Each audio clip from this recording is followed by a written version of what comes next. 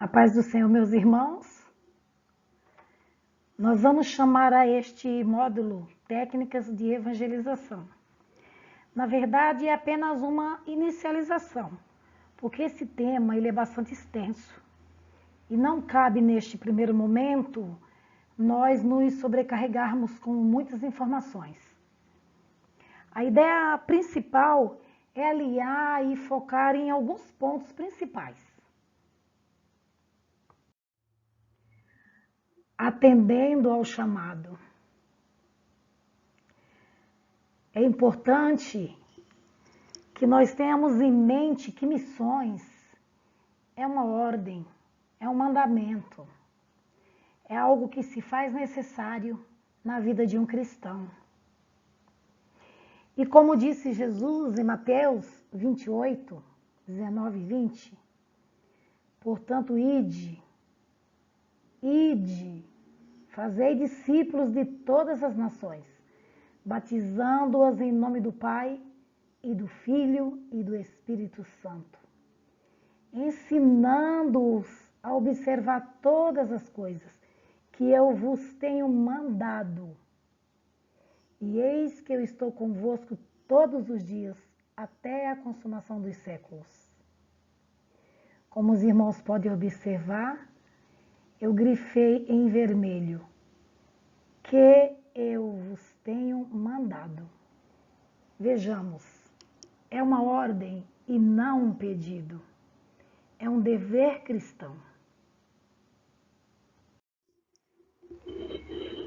Neste slide, nós vamos tratar sobre a base fundamental numa evangelização. Como todo e qualquer projeto, seja ele qual for, é necessário se ter alguns pontos de base. Alguns pontos que vai te dar um direcionamento naquele teu projeto. Neste caso, separei aqui alguns pontos para nós avaliarmos. Vida exemplar de fé e obediência à palavra de Deus. Nós todos sabemos o quanto é importante que o missionário tenha uma vida íntegra, uma vida exemplar de fé e obediência à palavra de Deus. Por quê, irmãos? Porque nós somos luz. Nós somos luz. Se essa luz se apagar, ela já não será mais luz. Se essa luz se quebrar, ela já não será mais luz. A luz precisa brilhar. Precisamos ser exemplo no nosso trabalho, com o nosso vizinho, com os nossos colegas em geral e também com a nossa família. É importante o teu filho olhar para você e ver em você um exemplo de crente. É importante o teu esposo, a tua esposa, o teu irmão, o teu cunhado, o teu sogro, a tua sogra, olharem para você e verem em você um exemplo de crente. Olharem para você e sentirem o desejo de ser igual a você. Porque mesmo quando muitas vezes alguém critica o crente, mas lá no fundo ele quer ser igual a você. Porque ele olha para você e vê em você bondade, vê em você amor, vê em você carinho pelas almas, vê em você uma vida correta. Olha para você e não acha nada para apontar e dizer, olha, você estava fazendo aquilo errado. Então, o nosso exemplo, ele pode ganhar almas. O nosso exemplo, ele é muito importante. Ele tanto pode ganhar almas, como ele pode fazer perder almas. Nós devemos ser exemplo na casa do Senhor. Um outro ponto que eu quero comentar aqui com vocês é ter um conhecimento mínimo e básico da palavra de Deus. Porque veja bem, não é simplesmente, Jesus te ama. É falar algo mais. É trazer um pouco dessa história desse Jesus. É trazer esse Jesus para a realidade, para o dia a dia daquela pessoa. É trazer a história de Jesus. É ter conteúdo para falar desse Jesus. Embora o Brasil seja um país fundamentalmente cristão, mas tem pessoas que só ouviram falar de Jesus, não o conhecem de uma forma profunda. Então, é importante termos conhecimento para que nós possamos falar desse. Como vamos falar de alguém que não conhecemos? Como vamos falar a palavra se não conhecemos a palavra? Então, é necessário se ter um conhecimento mínimo da palavra de Deus. Não precisa ser um teólogo, não precisa ser um letrado, mas é necessário ter um conhecimento mínimo. E para isso é importante a leitura da palavra de Deus, é importante a frequência à escola bíblica, é importante os cultos de doutrina, é importante estar na casa do Senhor. Assim como Jesus fazia, ele ia ao templo, embora muitos digam que não é necessário ir à igreja, embora muitos hoje digam que não é mais necessário ir à igreja, que você pode ser um desigrejado. Não. Jesus é o nosso maior exemplo. Ele ia à igreja. Então nós também temos que ter esta prática para adquirirmos conhecimento para a nossa vida espiritual. Um outro ponto que nós vamos aqui comentar, e até escrevi aqui, copiei da CPAD e estava aqui pensando em ler assim, como li lá no livro da CPAD. A oração é uma ação de relacionamento com Deus. Esta prática ela deve ser constante, pois a oração nos fortalece espiritualmente. Todos sabem disso, não é, irmãos? Não é novidade. Nós sabemos que a oração ela nos alimenta espiritualmente, que ela nos fortalece. É um momento de comunhão com Deus, com o Papai do céu. Então é importante exercer a oração diariamente. Ore sempre. Ore sempre. Aproveite os momentos, mesmo aqueles que não são de oração. Mesmo aqueles momentos onde você está executando uma tarefa que não vai exigir de você que você esteja falando com alguém ou que você esteja tendo que processar um pensamento. Um exemplo, as donas de casa costumam orar quando lavam a louça, quando lavam roupa. E eu creio que um pedreiro também pode fazer isso. Quando está lá misturando a sua massa, ele pode estar ali em oração. Orar alimenta a alma. Orar fortalece. Orar nos sustenta de tal forma que é como se fosse uma vitamina para a nossa alma, para o nosso espírito.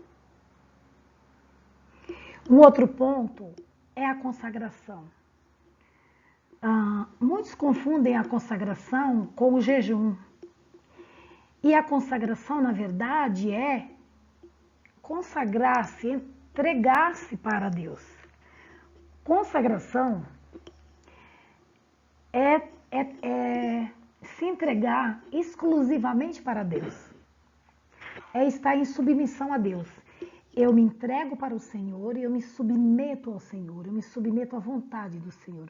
Eu me submeto à palavra do Senhor. Porque o Senhor e a sua palavra são um só. Então, me submetendo a esta palavra, eu estou debaixo desta palavra, eu estou me consagrando ao Senhor. Isto é se consagrar, é se submeter. É ter Deus como exclusividade na sua vida. Isto é a consagração. Não coloquei aqui o jejum, porém, o jejum também é importante. O jejum também é importante na vida do cristão. E na vida do cristão que faz missões, se torna duplamente importante. Eu diria duplamente importante, porque esse cristão que faz missões, ele vai às ruas, ele vai levar a palavra, ele corre o risco de encontrar-se com uma legião, por exemplo, de encontrar-se com demônios. E o Senhor Jesus já nos orientou lá na sua palavra que há demônios que só saem com jejum e oração. Certo, irmãos? Um outro ponto que coloquei aqui é conhecer o terreno onde haverá aplicação da mensagem. Como conhecer o terreno? Por que conhecer o terreno? Como assim conhecer o terreno? Veja bem, irmãos. Quando eu digo conhecer o terreno, é conhecer para quem você vai falar. Aonde você vai falar. Nem sempre é possível conhecer o terreno, claro. Mas se você conhece, é melhor. Se você for falar de Jesus para um desviado, é bom que você utilize argumentos bíblicos que vão tocá-lo, no sentido de fazer sentir que ele está longe do caminho do Senhor. Dizer para ele que Jesus é o Salvador, que Jesus é o único que salva, ele já sabe disso, né? Então é importante você utilizar, talvez, de parábolas, por exemplo. Quem sabe usar a parábola da dracma perdida e mostrar para ele o valor real daquela dracma perdida? Quem sabe falar para ele, lembrar ele da ovelha perdida, que o bom pastor está à sua procura? Quem sabe falar para ele do filho pródigo? Olha só, filho pródigo. Eu creio que são pontos que vão tocá-lo lá no fundo da alma. Então, quando eu digo conhecer o terreno, é estar avaliando dessa forma.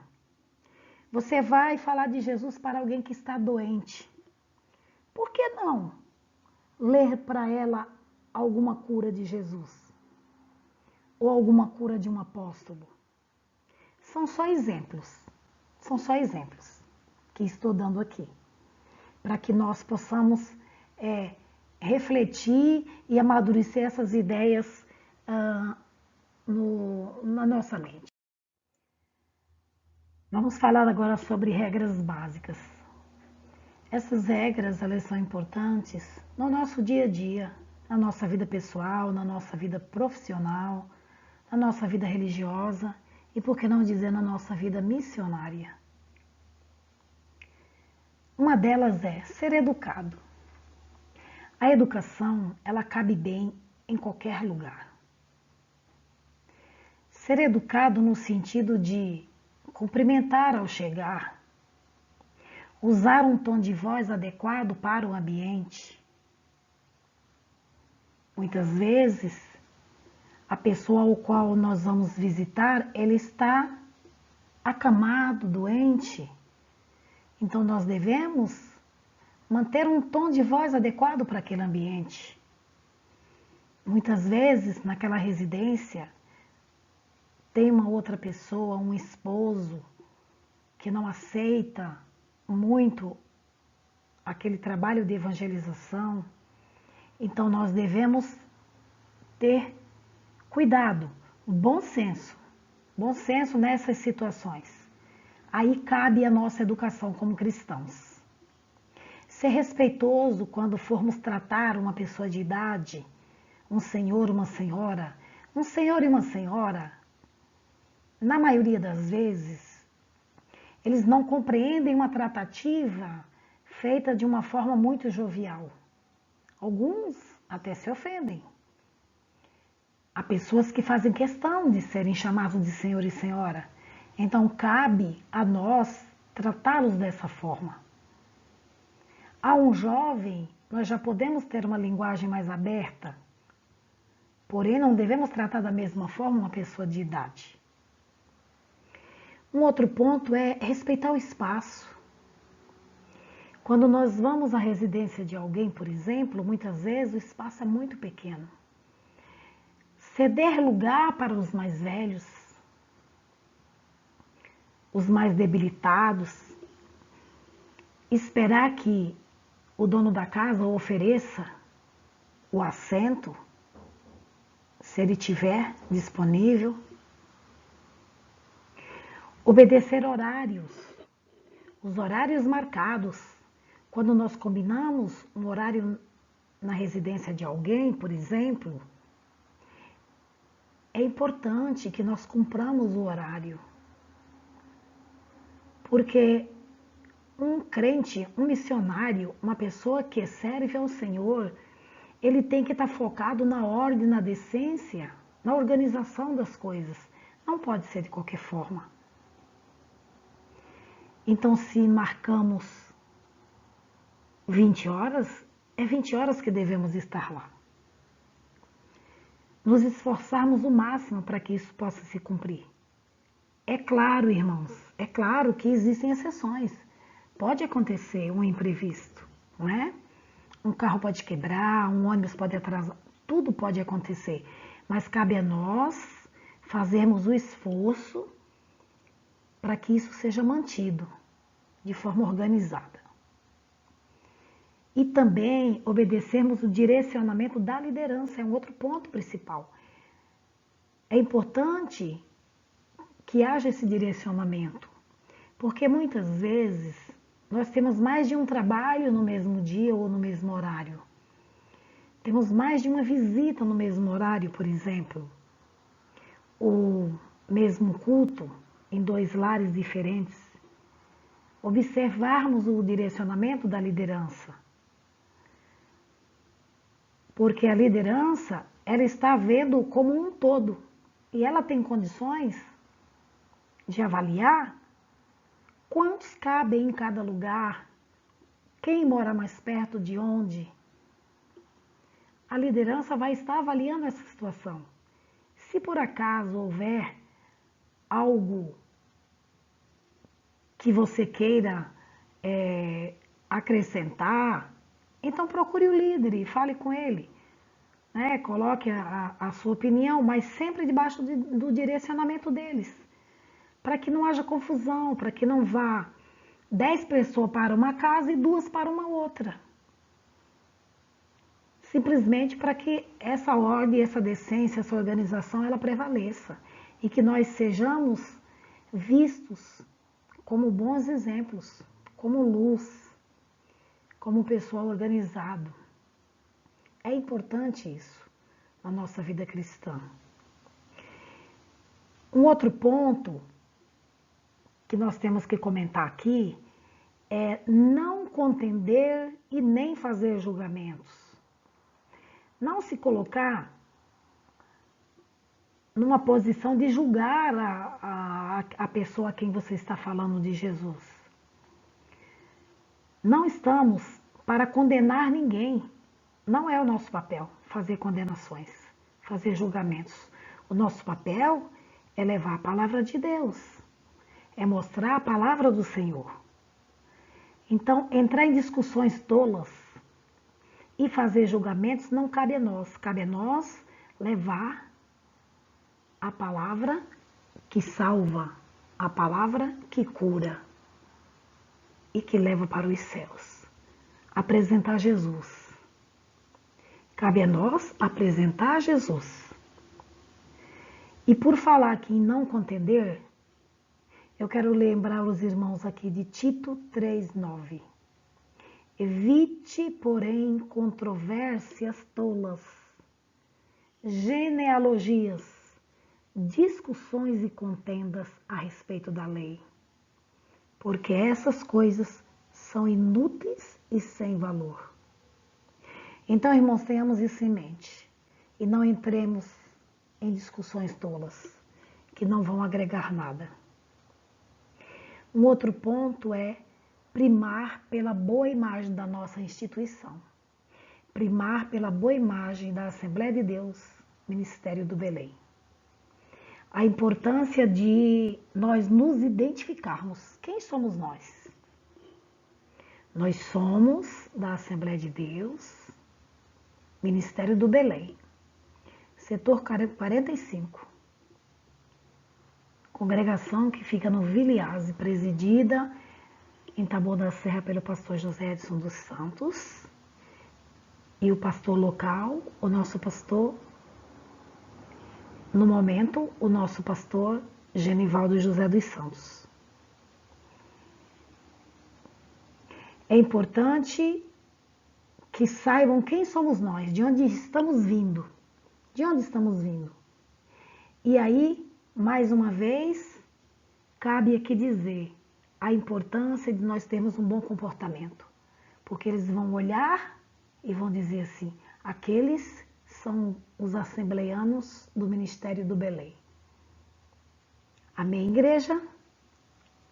Que Deus nos abençoe e nos guarde. Evangelismo e evangelização. Qual a diferença? Evangelismo é a teoria, é aquilo que pensamos, que acreditamos ser sobre evangelização. É uma doutrina de fundamentar biblicamente a tarefa da Igreja de Cristo. Evangelização é a prática, é ir às ruas, é ir ao campo. Lembrando que a evangelização não é um trabalho opcional. Não é, eu vou evangelizar porque eu acho legal. Eu não vou evangelizar porque eu não gosto disso, eu não fui chamada para isso. Não. Não é opcional. Olha só o que está escrito em 1 Coríntios 9,16. Porque se anuncio o evangelho, não tenho de que me gloriar, pois me é imposta essa obrigação. E ai de mim, se não anunciar o evangelho. Forte, né, irmãos? É forte isso. Muito forte. Há tipos básicos de evangelização. O primeiro que nós vamos comentar seria evangelização pessoal. Evangelismo pessoal é basicamente falar do amor de Deus aos perdidos individualmente. É extremamente importante na restauração dos desviados, edificação dos crentes e salvação dos perdidos.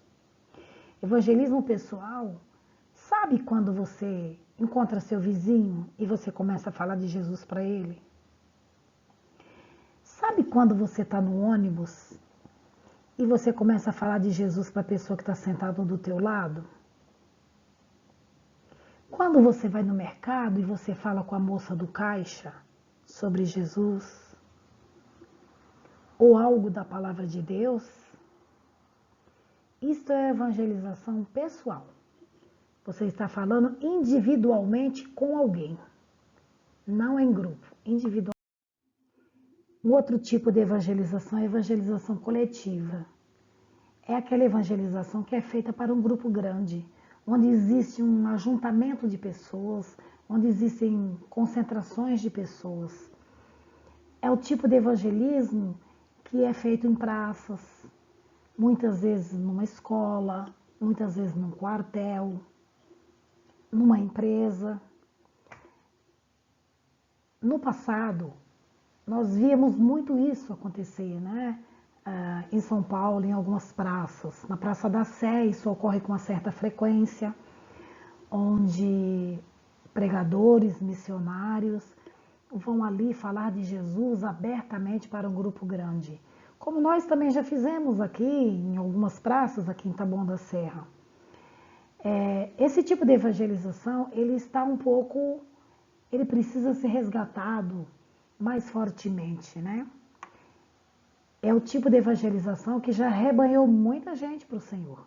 É quando você consegue levar a palavra de Deus para várias almas, não somente para uma. Eu sei de um exemplo de um missionário nosso irmão Rafael. O nosso irmão Rafael, ele teve a oportunidade em uma empresa que ele trabalhava, de num final de ano, onde todos estavam reunidos ali para as comemorações finais do ano, do final do ano naquela empresa, e o irmão Rafael teve a oportunidade de pegar o microfone e falar de Jesus para todos os funcionários da empresa. Embora ele já fizesse isso individualmente, praticamente todos os dias ele sempre falava de Jesus para alguém, mas naquele dia ele fechou o ano com chave de ouro. Isso foi uma evangelização coletiva. Sigamos o exemplo do nosso irmão Rafael. Um outro tipo de evangelização é o evangelismo nacional. Seria um tipo de evangelismo pela mídia, através da mídia, onde a população ela pode ouvir em massa em todo o território nacional. Por exemplo, TV, rádio e internet. Esse é um outro tipo de evangelização. Por último, nós vamos falar do evangelismo transcultural. O evangelismo transcultural, ele abrange outras culturas diferentes. Culturas que não conhecem Jesus, como a nossa, que já conhece Jesus, que já ouviu falar de Jesus. Culturas que têm outros deuses. Culturas que têm outros hábitos, que muitas vezes você tem que se adaptar àqueles hábitos. Hábitos alimentares diferentes, vestimentas diferentes, culturas onde a sua cor não é aceita, e por aí vai. Hoje nós temos a África e muitos vão fazer missões na África, né? A África é um grande continente, tem vários países e países diferentes entre si, onde cada um deles tem uma cultura diferente um do outro. Então, quem está em Guiné não é o mesmo que está, não é a mesma cultura de Moçambique, ou da Nigéria, ou do Níger, e por aí vai. São culturas diferentes. Mas todos são da África, porém culturas diferentes por serem países diferentes. Mas nós temos um exemplo bíblico maravilhoso, onde Paulo fez uso da cultura daquele lugar em favor da causa de Cristo. No livro de Atos 17, versículo 22 ao 23, está escrito assim: E estando Paulo no meio do Areópago, disse: Homens atenienses, porque era em Atenas, em tudo vos vejo um tanto supersticiosos, porque passando eu, vendo os vossos santuários, achei também um altar em que estava escrito: Ao Deus desconhecido. Esse, pois, que vós honrais, não o conhecendo, é o Deus que eu vos anuncio. Então, olha só, Paulo se utilizou daquela cultura onde havia um Deus desconhecido e disse: é desse aí, é esse que eu estou vos anunciando. Então, vejam a importância de conhecer a cultura de um lugar.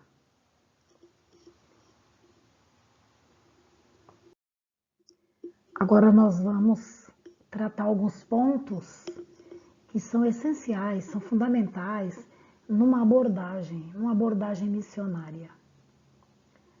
Apresentar para o incrédulo, para o infiel, para o descrente, o nosso Deus. Questione esta pessoa. Quem é Deus para você? Ouça-o. Espere ele responder. Será que a resposta dele vai estar coerente com aquilo que nós acreditamos? Se não, mostre para ele que Deus é o Criador. Mostre para ele em Gênesis a criação. Mostre para ele na Bíblia a soberania de Deus. que Ele é o Pai de todas as coisas, que Ele é a fonte da vida? É importante porque muitos não sabem exatamente quem é Deus. Eu já conheci pessoas que não sabem a diferença entre Deus e Jesus. Eu já conheci pessoas que me disseram que vê Deus quando vê um rio. Eu vejo um rio, eu vejo o mar, eu vejo o sol, eu vejo a lua, eu vejo Deus. Deus para mim é ver uma vegetação, é ver uma árvore frondosa. É importante deixar claro para essa pessoa que Deus é Deus e a criação é a criação. Ele é o Criador. Olhar para a criação do Senhor e lembrar-se que, ou reconhecer que Deus fez tudo isto é uma coisa. Outra coisa é olhar para o rio e ver Deus. Olhar para o mar e ver Deus. Não. Deus não é a criação e nem a criatura. Deus é Deus. Criação é criação, criatura é criatura e Deus é Deus. Por que estou dizendo isso? Porque já me deparei com pessoas assim. Então, a importância de nós sabermos realmente quem é Deus e colocarmos Ele como soberano e poderoso e Pai, Criador de todas as coisas, como Ele de fato é. Amém? Ainda dando sequência a essa questão de apresentar a Deus, nós podemos dizer e até questionar o que Ele é para você. Quem é Deus? Como que Deus se apresenta? Quais são as características de Deus? E mostrar que Deus tem atributos próprios e que Ele não os delega a ninguém, como ser autoexistente, eterno, imutável, infinito, onipresente, onisciente, soberano, e que existe uma unidade, Pai, Filho e Espírito Santo. São três em um só. Uma unidade perfeita. E que esse mesmo Deus, ele tem características que são atributos que ele comunicou a nós, que ele dispensou a nós, como a bondade, a misericórdia, a sabedoria, justiça, santidade, paz, amor. São atributos que Deus dispensou a nós também. Um pouco de tudo isso. Este é o nosso Deus. Outro ponto primordial a tratar é o plano de Deus para a humanidade. Nós já falamos quem é Deus, quais são os seus atributos, e agora nós vamos falar sobre o plano de Deus para a humanidade. Temos aqui um versículo em João 3,16 que resume de uma forma rápida qual é o plano de Deus para a humanidade. Porque Deus amou o mundo de tal maneira. Veja bem, Deus amou. Você sabe o que é amor? Você tem noção do que é amor. Porque amor é um sentimento que existe dentro de nós, que foi comunicado de Deus a nós. É conhecido como um dos atributos comunicáveis de Deus aos seres humanos. Então nós temos noção do que é amor, porque nós temos um pouco deste amor dentro de nós. Então vejamos bem, Deus amou o mundo de tal maneira. Quando diz que amou o mundo, ou seja, amou todos todos os homens, todas as pessoas. E amou de uma tal maneira quer dizer de uma maneira única, de uma forma excepcional, de uma forma extraordinária, de uma forma maravilhosa, de uma forma que só Ele pôde amar. E aí Ele deu o seu único filho. Que amor tão grande é esse? Que amor tão grande é esse? Ao ponto de dar o seu único filho. E este filho, um filho perfeito, um filho santo, um filho por quem todas as coisas foram criadas, foi criada por Ele e para Ele. Mas Deus, por seu amor tão grande, para que a humanidade não se perdesse, para que a humanidade não perecesse na sua totalidade, Ele cria um plano de salvação e envia seu Filho para que todo aquele que nele crê não pereça. Todo aquele que nele crê. Aqui tem uma regra. Aqui tem um mandamento.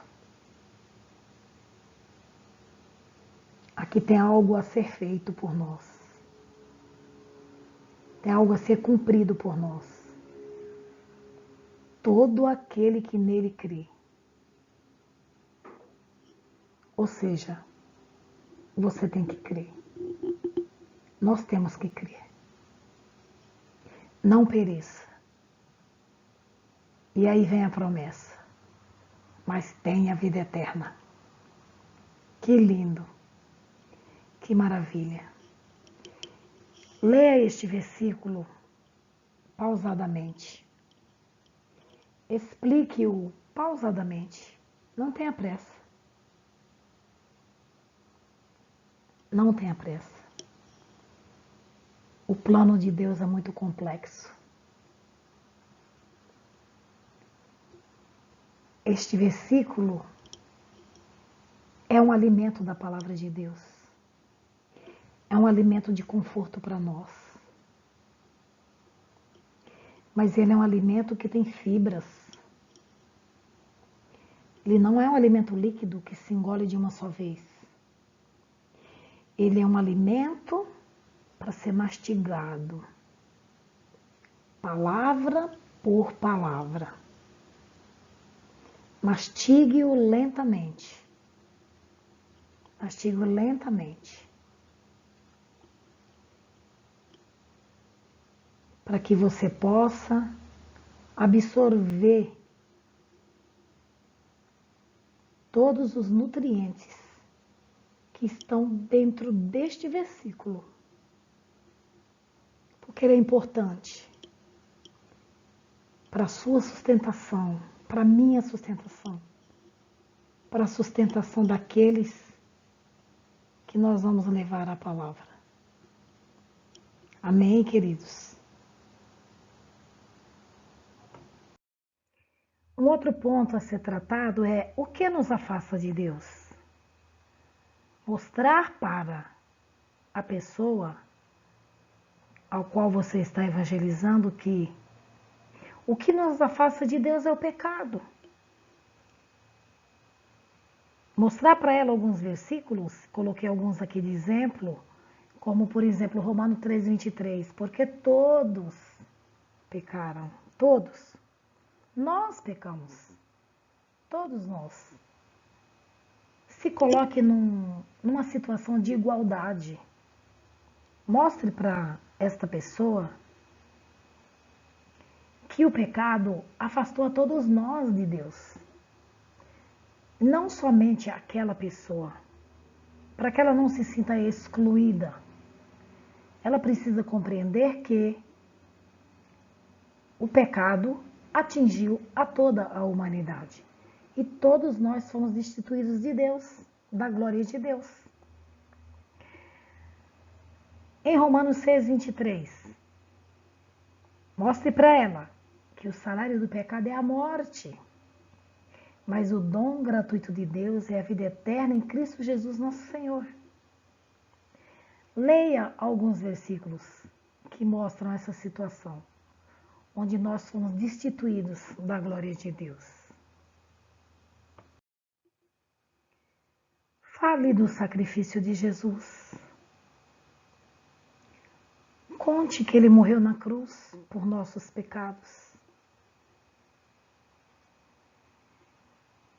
Conte que o diabo tentou impedir tudo isto, porque ele não queria que o plano de Deus fosse concretizado. Conte o quanto Jesus sofreu naquela cruz, por mim, por você, por ele, por eles, por nós. Mas que a morte de Jesus foi um sacrifício perfeito. Em 1 Pedro 2,24 está escrito: Ele mesmo levou em seu corpo os nossos pecados sobre o madeiro, a fim de que morrêssemos para os pecados e vivêssemos para a justiça. Por suas feridas, vocês foram curados. Amém. Bem, já falamos de Deus. Quem é Deus? Como é Deus? Já falamos do plano de salvação. Já falamos da morte de Jesus. Tá, mas e daí? Qual a solução? Apresente uma solução. Dá o presente para essa alma agora. Mostra para ela.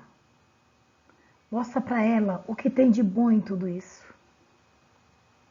Em 1 João 5, 11 e 12 está escrito: E o testemunho é este, que Deus nos deu a vida eterna, e esta vida está em seu Filho.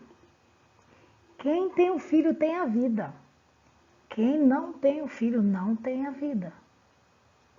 Mostre para esta pessoa a importância de aceitar Jesus como seu único e suficiente Salvador. Porque lá em Atos 4:12 diz assim: E em nenhum outro há salvação, porque também debaixo do céu nenhum outro nome há, dado entre os homens, pelo qual devamos ser salvos. Ou seja, a solução é aceitar Jesus. Quem tem o Filho tem a vida. Quem não tem, não tem a vida. E que vida é esta? É a vida eterna.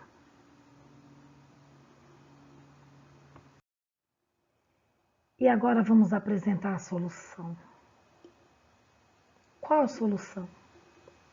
Em Hebreus 9:22 diz o seguinte: E quase todas as coisas, segundo a lei, se purificam com sangue. E sem derramamento de sangue não há remissão. Em 1 Coríntios 15:3 e 4 diz o seguinte: Porque primeiramente vos entreguei o que também recebi, que Cristo morreu por nossos pecados, segundo as Escrituras, e que foi sepultado, e que ressuscitou ao terceiro dia, segundo as Escrituras. Jesus ressuscitou. Ele é a solução. Ele morreu e ressuscitou. Eis aí a chave. Eis a chave. Ele ressuscitou. Ele está vivo. Mas e agora? Tem algo maravilhoso. O grande presente. Qual o grande presente? Em João 1, versículo 12 diz o seguinte: Mas a todos quanto receberam, deu-lhes o poder de serem feitos filhos de Deus, aos que creem no seu nome. Veja bem, o Senhor disse que Deus amou o mundo de tal maneira que deu seu Filho unigênito para que todos os que crescem nele, para que todos os que crescem. E aqui nós temos, a todos quanto o receberam, deu-lhes o poder de serem feitos filhos de Deus, aos que creem no seu nome. Ou seja, o presente para todos nós, para todo aquele que crê.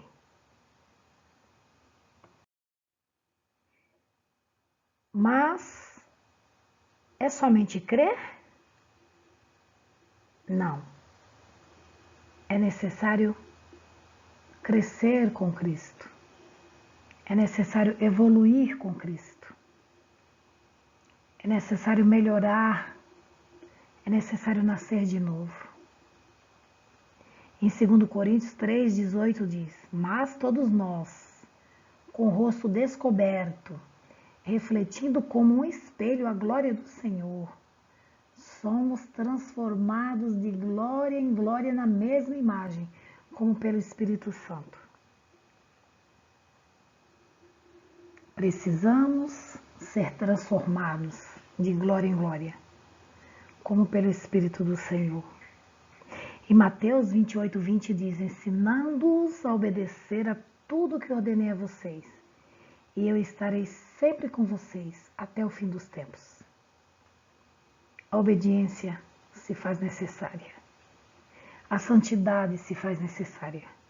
Sem ela, ninguém verá a Deus. E o que é santidade? Santidade é estar separado do pecado, estar longe do pecado, estar de costas para o pecado. Isto é ser santo. E a nossa esperança e fé, conforme diz em Apocalipse 3, 11, 12, 13, eis que venho sem demora. Guarda o que tens, para que ninguém tome a tua coroa. A quem vencer, eu farei coluna no templo do meu Deus, e dele nunca sairá. Escreverei sobre ele o nome do meu Deus e o nome da cidade do meu Deus, a nova Jerusalém que desce do céu do meu Deus, e também o meu novo nome. Quem tem ouvidos, ouça o que o Espírito diz às igrejas. É a promessa. Alguns passos são importantes numa conversão. Confessar que tem pecados na sua vida e reconhecer que precisa de um Salvador. Admitir que não consegue se salvar pelas suas próprias obras. Aceitar o sacrifício de Jesus na cruz para nos limpar dos pecados. Declarar Jesus Cristo como Senhor e Salvador da sua vida. Deixar para trás o pecado, vivendo uma vida que agrada a Deus. Ao final, não deixe de fazer o convite. O convite para que esta pessoa tenha uma vida nova com Cristo. Muitas vezes, as pessoas não compreendem o chamado, o convite, mesmo porque elas não conhecem a palavra de Deus. Então é importante mostrar, explicar que em Romanos 10, versículo 9 e 10, está escrito: se com a tua boca confessares ao Senhor Jesus, e em teu coração creres que Deus o ressuscitou dentre os mortos, serás salvo. Visto que com o coração se crê para a justiça, e com a boca se faz confissão para a salvação. Deixe claro isto.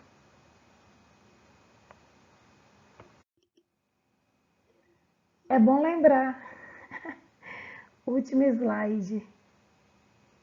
Vejam bem, em Atos 1,8 está dizendo assim: mas recebereis a virtude do Espírito Santo que há de vir sobre vós, e ser-me-eis testemunhas, tanto em Jerusalém, como em toda a Judéia e Samaria, e até os confins da terra. Os confins da terra sobrou para nós nos dias atuais. Porque os apóstolos não conheciam o Brasil, por exemplo. Em 2 Timóteo 2,15 está dizendo: procura apresentar-te a Deus aprovado como obreiro que não tem do que se envergonhar, que maneja bem a palavra da verdade. Esse versículo aqui, ele fecha completamente aquilo que nós dissemos no começo. Quando é necessário que o missionário, o crente, ele tenha uma postura adequada, ele tem um comportamento de fé adequado, ele tem um comportamento que não deixe brechas para que ninguém possa vê-lo de maneira negativa. E ainda reforça aqui que devemos manejar bem a palavra da verdade. Então, cabe a nós exercitarmos a palavra do Senhor todos os dias, cabe a nós nos alimentarmos com esta palavra maravilhosa, que venha nos sustentar, que venha alimentar a nossa alma e que venha ser para nós uma espada de defesa contra as ciladas do diabo. Amém? Que Deus abençoe a todos. Me perdoe as falhas. É a primeira vez que eu estou fazendo isso para vocês e eu agradeço a atenção de todos. Que Deus abençoe a todos. Em nome de Jesus. Maranata.